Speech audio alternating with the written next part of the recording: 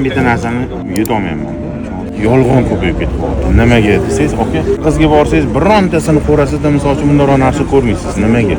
Aka, sразу brat qiladi. Tushadi, o'shalardan tushmaydi deb o'ylamang, tushadi. Brat qiladi. Menga misol uchun klient kelsa, men birinchi gapiradigan, so'raydigan narsam, aka, maqsad nima deyman. Haqiqiy seleksiya qilmoqchiman, zo'r narsa tushirmoqchiman. Unga yarasha qo'y ko'rsatir. Agar просто tashab qo'yaman, misol uchun maza qilishdan qirqillatishiga desa, unga boshqa qo'ylar bo'ladi. Bizda nima bo'lyapti? Ko'p pulini bersa bo'ldi, maqtanyapti o'shani. Lekin mana o'zimni ham o'tgan narsa. Bola tushadi deb boshini qashib turadi, millat go'sht tushdi deydi.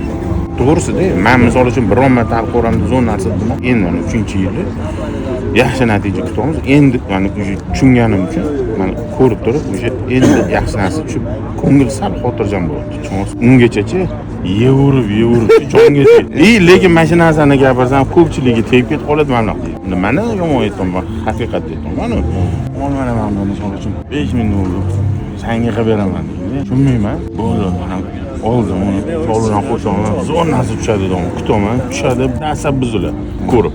Shunisi rosa bo'ldi-da. Aka, hazillarga mehnat qilmadik, hazillarga pul ishlamadik o'sha narsaga. Mana hozir uje 15 ta soliq bahoriga qo'shilgani tushdi. Hozir seriozliklar, misol uchun inshaalloh yanvarda tushadi.